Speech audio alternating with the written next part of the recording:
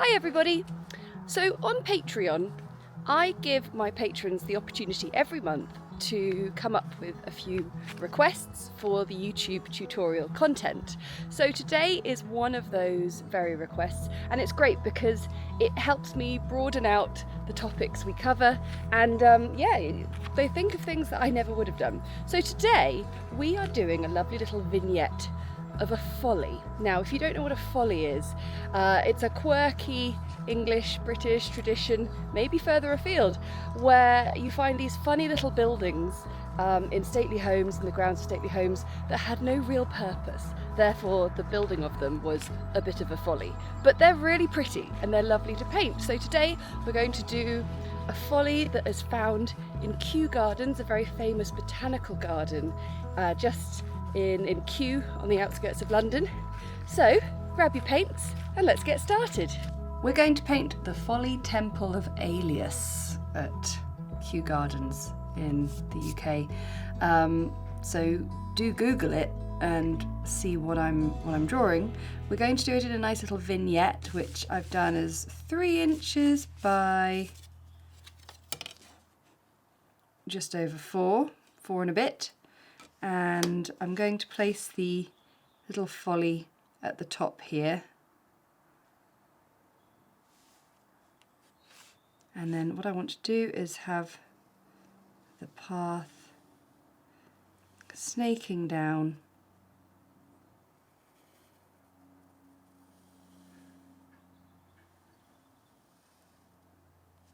and then we can have nice greenery, a few trees in the back. So I'll just do the uprights. So we'll have it sort of this shape. Got a pillar in the middle. So even if you're not interested in the folly of Alias, this is a nice little experiment in some landscape painting for you. So I'm just going to curve the top a little bit, and there are quite a few curves going on. The other curves are going to get just a little bit higher to give that sense of it being high up there. So we'll also see a bit of the underside. You'll probably see a pillar or two behind as well. That's going to get confusing later when I've forgotten what I've drawn, and then we'll just get the dome in there. Now, for any of you who don't like drawing, don't forget, all you need to do is, once we've finished the drawing section, pause the video, do a screenshot, and then you've got your own traceable line drawing. I'm going to add in a tree, because there are many at Kew.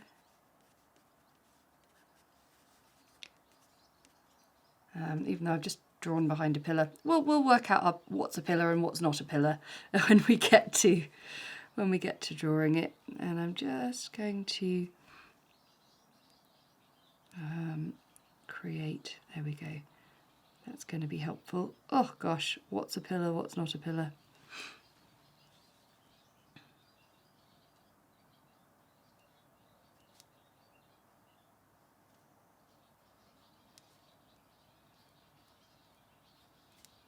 Gosh, the birds are making a real racket outside today. Okay, there is our folly. So pause the video, do a screenshot, and we can now get on with the painting. If you've drawn that very heavily with your pencil, then it'd be very sensible to do a little bit of a faint rub out with a putty rubber. But I'm going to get a nice sky colour mixed up, lovely blue sky. And I'm just going to place that in. It doesn't matter about getting it over the tree, because we'll be painting the tree in quite strong colour. But I'm just going to sort of leave a few unpainted bits for some cloud.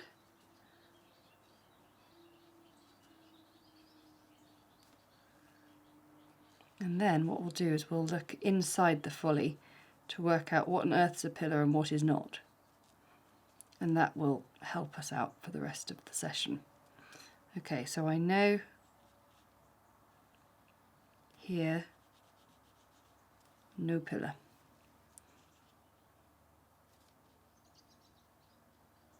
I'm just using my size 4 brush. I feel like I'm getting quite a good amount of control with it.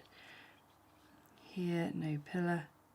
But then this is where it, actually, all the rest are pillars. So that's cool. And then down the path, I'm going to use I'm going to start with a bit of buff titanium.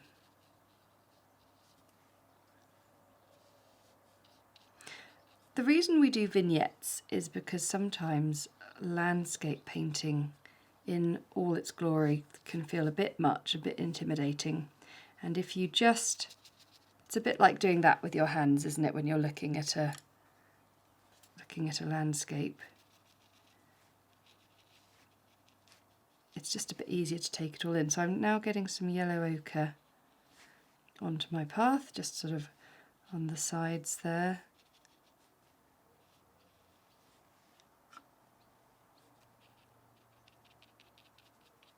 And also the path has a slight sort of sag to it. It sort of curves down in, so I can use this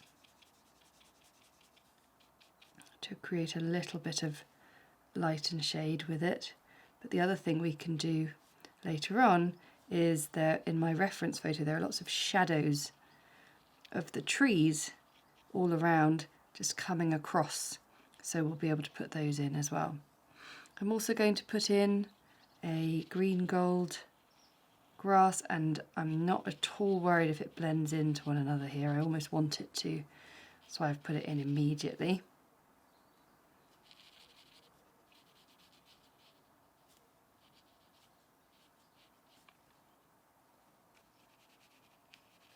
I'm just putting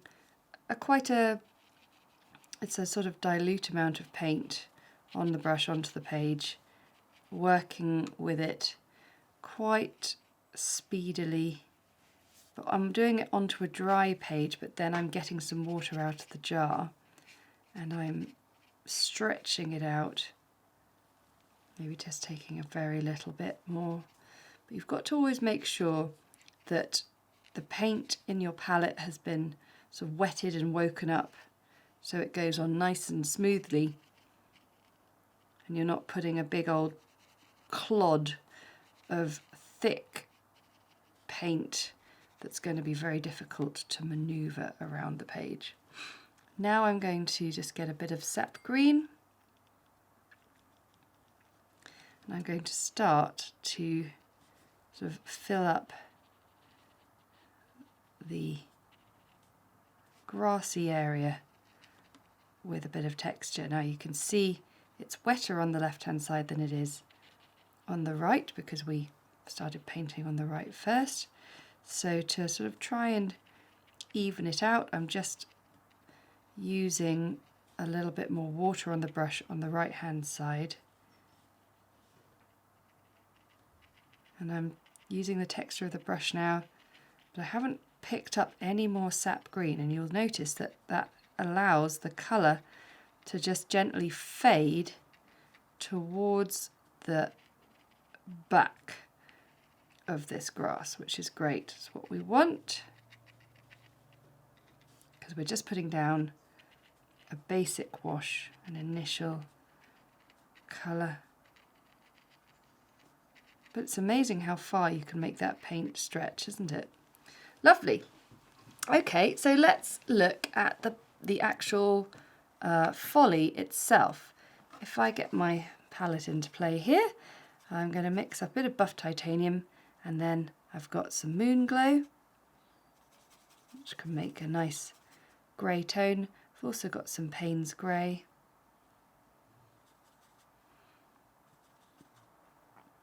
Which I've also mixed with buff titanium, just thickens it, makes it slightly creamier. Why not? Let's put some yellow ochre in. And we've got ourselves two rather interesting colours. If I also get some burnt sienna, maybe just mix that in with the blue, we might get, we're looking for grey and brown tones of different types. Oh, that's nice, that's nice. I'm going to go down to my size 0 brush, and I want to start creating a sense of depth on this folly. So I'm using unpainted space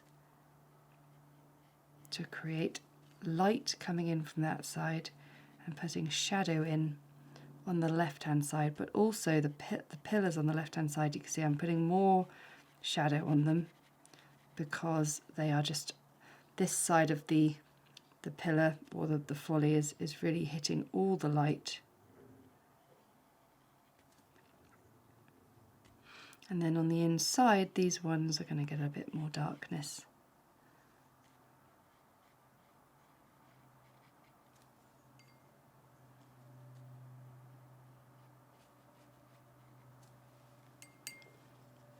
And the same can be said for the top of the folly as well. So shadow in on this side, and we will be building up the shadow in intensity. But also this top dome is actually just a bit golden anyway, so if I bring in some yellow ochre, clean my brush off, and then just allow that yellow ochre to just blend in on that side. That's a really nice basis for this piece. If I get a little bit more Paynes Grey and I just paint in underneath, that is going to create an awful lot of light and shade in a seemingly one colour subject matter.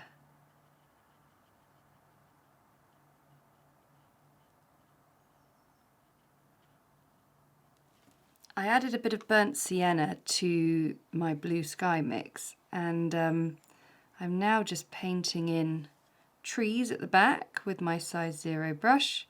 Some I'd already drawn in, some I hadn't, but essentially it's a case of starting off with that thick trunk and then gradually thinning out your branches as they branch off.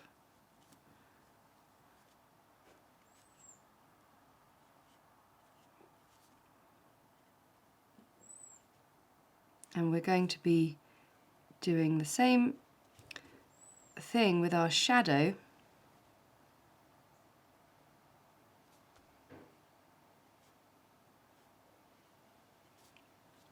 As we did with the folly. So if I add some more Paynes Grey to this mixture and actually add some more burnt sienna, what I want to do is I want to thicken up the colour as well as darken it down.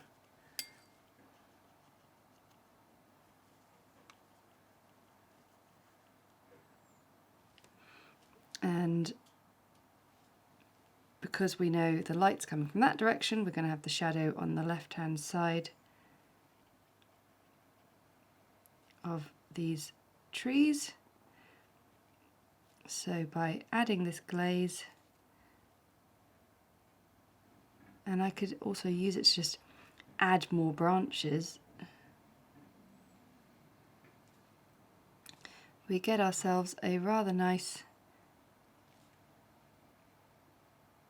tree that's just not too dominant in the foreground. It's not taking away from things too much, but it is looking nice and three-dimensional.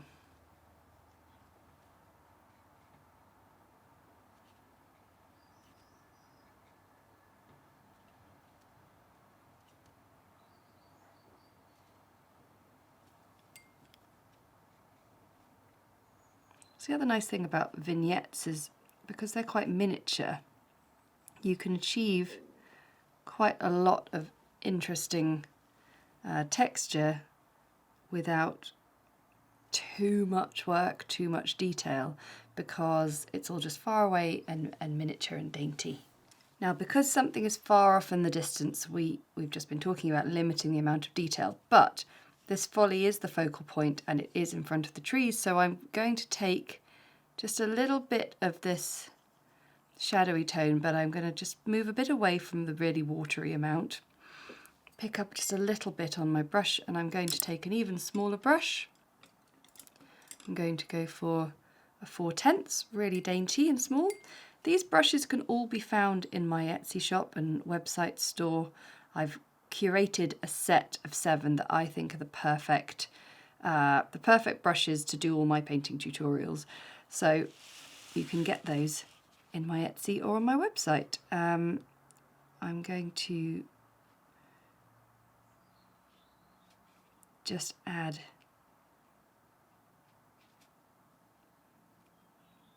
a little bit of this colour.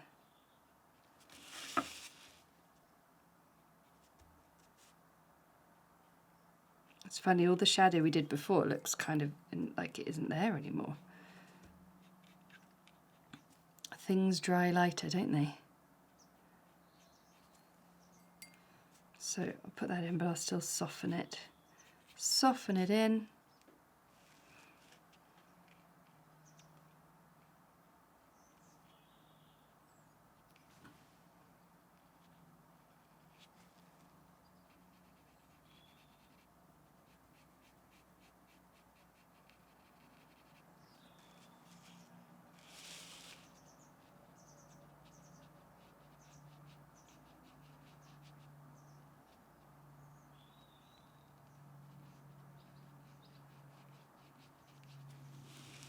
And we had a bit more sort of yellow ochre on the top, so what I'm going to do now is put some more of that in, and actually maybe a bit of burnt sienna as well on this side.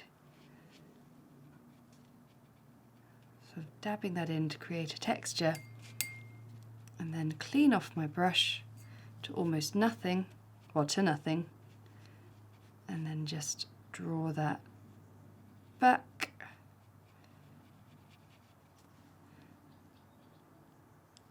And maybe even use the yellow ochre on this side as a little bit of a highlight.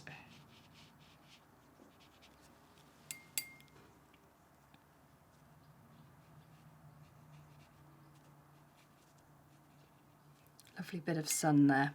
So that's a really nice way of just creating a simple bit of bounce on the vignette. And now I'm going to draw my attention just back to the path and the grasses. So I'm going to just paint in quite again, it's still quite a dilute colour of the grass with my Sap Green and my size 0 brush, but I want at the forefront of this vignette to create the sense of closeness. So the grass, we can see the grass in individual stems, blades of grass, and quite soon it will fade out into just the blended area that we've seen and painted in. And of course we already added a little bit of texture in the way we painted that first wash of grass, which is what makes this all the more easy to allow the human eye to accept that it's seeing painted grass all the way to the back, but it's actually not. It's seeing a bit of a blobby texture. But that's the joy of sort of trying these things with watercolour.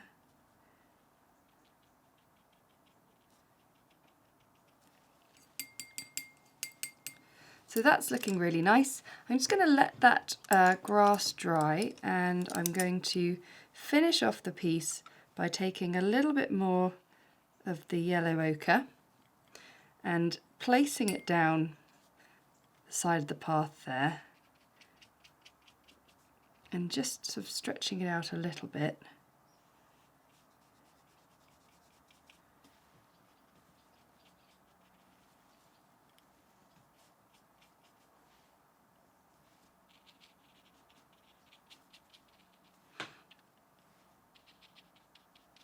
I won't disturb the grass we've painted in too much because we're not painting very wet. But also I can take a little bit of burnt sienna there, dabbing it in. And then I talked earlier about how the shadow of the trees around the area really sort of cut across this path and the grass. So one last bit of drying time, and then we're going to put some fairly crazy shadow on this, and many of you will gasp at home, as you often tell me that you do when I add shadow in this way, but it's going to look amazing. So I let it dry and I've rubbed out the pencil. Rubbing out the pencil is a really sensible thing to do just before you add a final glaze of whatever it is you're going to do.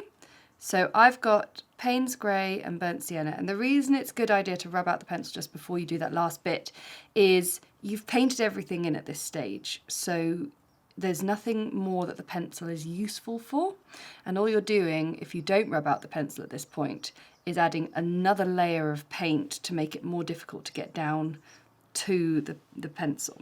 So I've got my diluted glaze of Paynes Grey and burnt sienna, and I've got a size 2 brush, and what I'm going to do is do one last glaze of shadow over my folly here, and then I'm going to create that sort of shadow on the ground of it. I'm also going to put a tiny bit more, one more layer on these trees, just up the main trunks really, and then I'm going to start to create the shadows of these trees coming across, and it's important to sort of commit to it. But what's really useful is having this path here really helps you sort of make it look very intentional by having that sinking curve in the path there.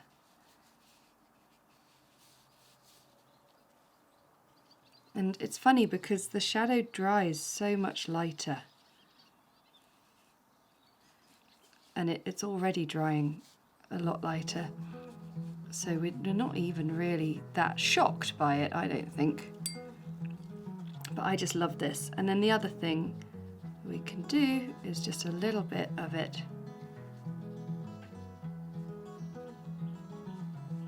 from the grass in and amongst the trees that we're painting.